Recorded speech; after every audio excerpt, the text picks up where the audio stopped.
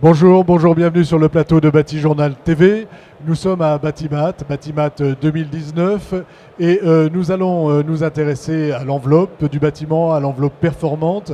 Et cet après-midi, nous allons regarder cette enveloppe par le biais du design et de la matérialité. Avec moi, deux personnes pour en parler. Maud Cobet, bonjour. Bonjour. Vous êtes architecte. Maud Cobet Architecture, c'est ça, votre agence. Vous pouvez nous présenter votre agence rapidement? Alors, c'est une agence que j'ai créée il y a 15 ans maintenant. Je suis architecte de formation. J'ai travaillé pendant quelques années aussi en tant que designer dans une autre agence.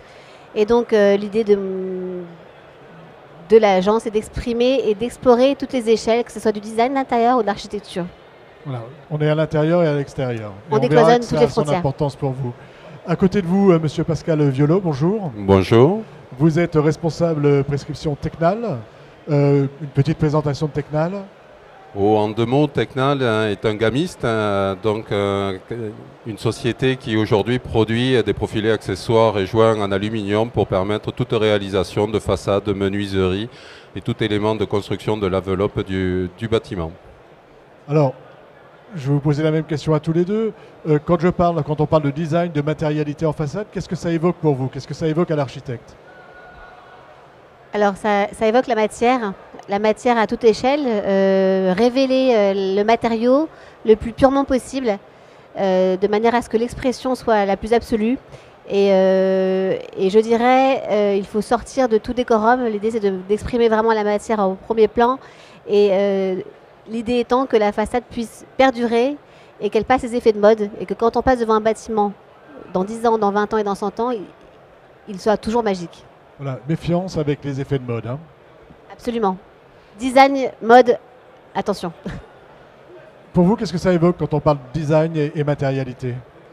Alors, design, ça exprime surtout l'ADN de la marque Tecnal qui, justement, par sa qualité d'écoute auprès des prescripteurs, en prenant en compte leur cahier des charges, a exprimé depuis de nombreuses années des produits adaptés et en phase avec les attentes en termes de design et notamment le minimalisme de la menuiserie. Alors on y reviendra tout à l'heure sur ce minimalisme. Quelles sont les attentes de l'architecte, on va dire, par rapport aux matériaux, par rapport à la matière et aussi par rapport aux produits du bâtiment, puisque nous sommes à Batimat? Alors les architectes, ils construisent dans la durée et l'idée c'est d'essayer d'accepter toutes les contraintes maximum du bâtiment. La première contrainte, c'est la contrainte de l'habitat et de l'usage. Pour qui on construit? Est-ce que c'est pour quelqu'un qui va y vivre, pour quelqu'un qui va y travailler? Les cycles de jour, de nuit. La deuxième contrainte absolue, c'est celle de la réglementation, qui est en France est extrêmement contraignante. Et donc au quotidien, on essaie de jouer avec cette réglementation pour révéler l'identité d'un bâtiment avec sa façade. Voilà, l'idée, c'est de pouvoir inclure toutes les contraintes, y compris celles de la réglementation qui parfois sont très contraignantes, dans les systèmes que vous mettez en place. Comment vous travaillez la matérialité? Très concrètement, lorsque vous avez un bâtiment, une façade, vous vous intéressez à ce qu'il y a autour, comment ça se passe?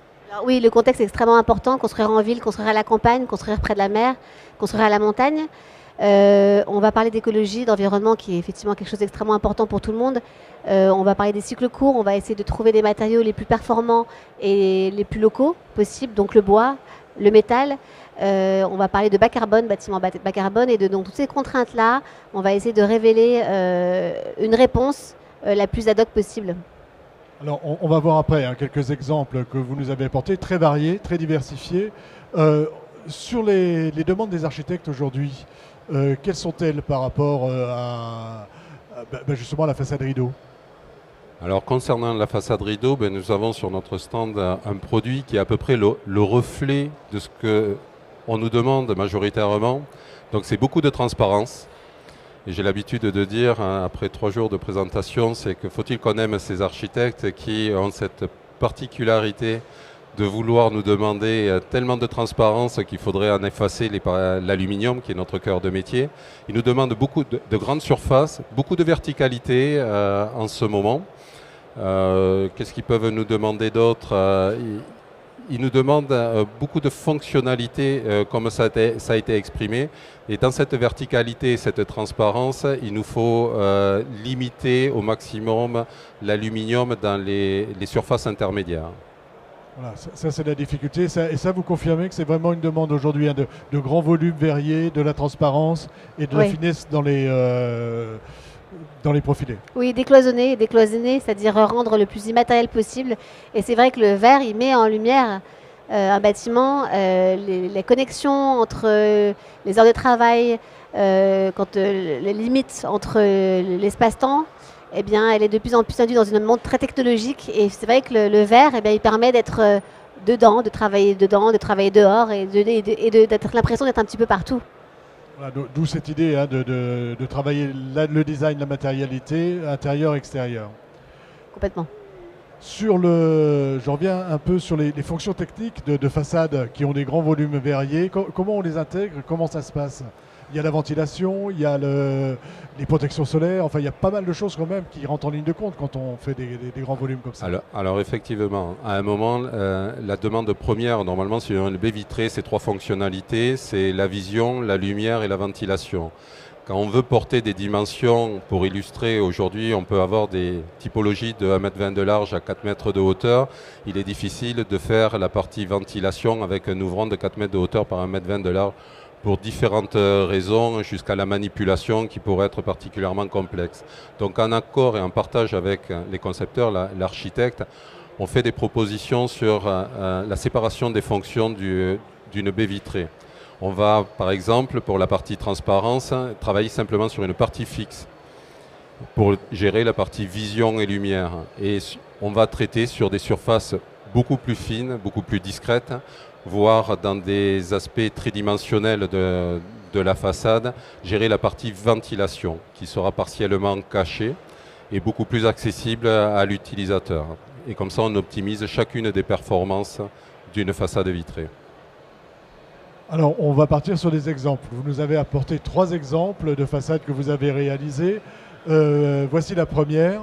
Est-ce que vous pouvez nous parler de ce bâtiment et de nous dire comment vous avez travaillé cet aspect design et matérialité? Alors c'est un concours que nous avons gagné dans le cadre du concours Réinventer Paris. On est à Porte de Bagnolet et on est avec le promoteur Vinci Immobilier. C'est un immeuble de bureau communicant. La contrainte du site, c'était d'apposer un grand panneau publicitaire. Et donc pour éviter d'avoir ce grand panneau 3x4 numérique que j'exècre quand on passe devant le pouvoir périphérique, on est inondé d'images au quotidien. Et bien je leur ai proposé de travailler des grandes écailles métalliques perforées.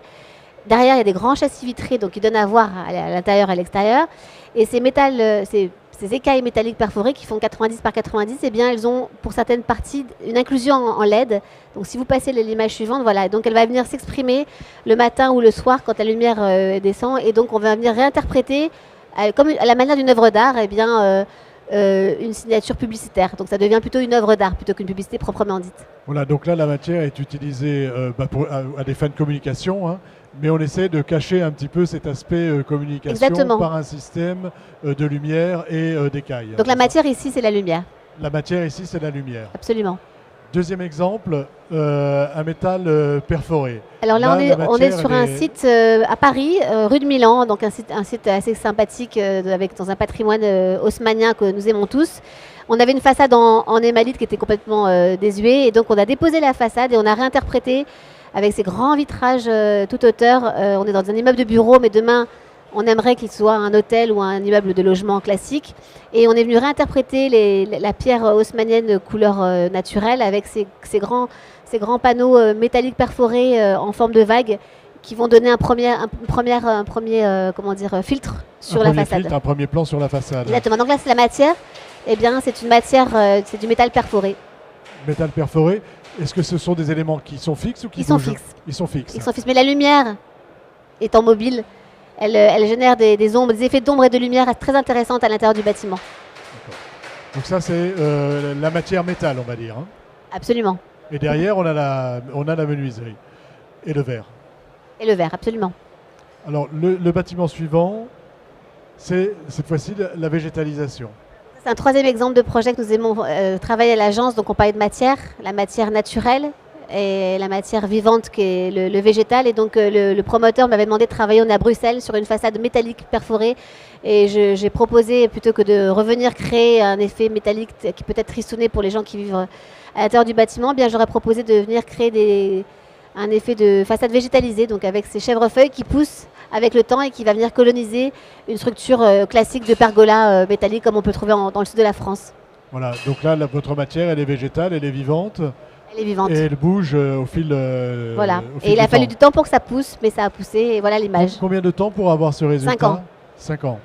Et en termes d'entretien Alors on a imaginé des systèmes de pots, que vous pouvez voir sur le côté, des petits pots qui contiennent un système de goutte à goutte et donc au gré du temps, l'eau vient venir arroser les plantes qui vont venir pousser au fur et à mesure du temps. Alors, ça, c'est les 3 aspects matière. On aurait pu montrer du bois, on aurait pu construit montrer beaucoup du de béton. projets en bois à l'agence, on a fait beaucoup de bâtiments avec des façades bois, avec une ossature bois également. Et on aime le bois quand il est naturel, on aime le bois quand il est grisé. On a fait des maisons de ville avec des bois naturels, grisés et noirs. Et donc on aime aussi réinventer, révéler ces façades qui sont naturelles et apporter une touche un peu plus, je dirais, différente pour pouvoir créer un peu des effets de surprise. Là, cette patine du bois, vous la mettez dès le début ou vous attendez qu'elle se fasse? Parce que ce changement de matière, ce changement de couleur avec le temps est parfois mal accepté en ville. Alors on a joué sur cette contrainte-là, c'est-à-dire qu'on s'est dit que plutôt que d'attendre que le bâtiment va griser naturellement, donc on a mis des lasures sur des bois, des lasures plutôt blanches, naturelles et noires. Et on se dit qu'avec le temps, la lasure va aussi elle-même jouer et donc elle va griser et donc il y aura encore un nouvel effet de surprise à long terme. Ces effets de matière, ils sont bien acceptés par les maîtres d'ouvrage? Énormément, c'est surtout pour ça qu'on nous appelle en général. Et je pense que on est dans une époque où nous cherchons à nous différencier et en même temps avec toutes les contraintes que nous avons au quotidien, les contraintes budgétaires, les contraintes de temps, la matière reste encore, je dirais, le paramètre numéro 1 sur lequel on peut jouer. Je reviens à votre métier de gamiste et à votre problématique de faire disparaître en fait vos montants et vos profilés. Il y a un autre aspect dans la matière de la baie vitrée et de la façade, c'est la poignée. Ah, tout à fait. Et c'est ce qu'on touche. Voilà. Et comment on travaille ça? On travaille, on écoute toujours beaucoup nos interlocuteurs et puis avec nos services marketing et services recherche, mais aussi avec des partenaires industriels. Mais nous travaillons pour être force de proposition d'ouvrir la partie préhensible de la poignée à de nouveaux matériaux, à de nouvelles et également de nouvelles textures possibles pour changer ce premier contact avec la baie vitrée. C'est quelque chose d'important pour vous, la manière de toucher le bâtiment, que ce soit une façade, que ce soit une poignée de porte, que ce soit une poignée de baie vitrée. Est-ce que c'est quelque chose auquel vous faites attention?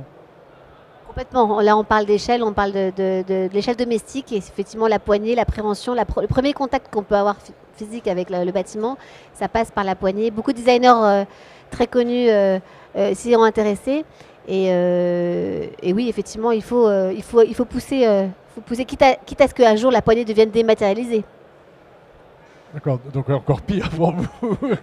Je vous l'ai dit, faut-il qu'on les apprécie. Aujourd'hui, vous travaillez, là on avait des bâtiments terminés, vous travaillez sur quel type de projet et avec quel type de matière et pourquoi?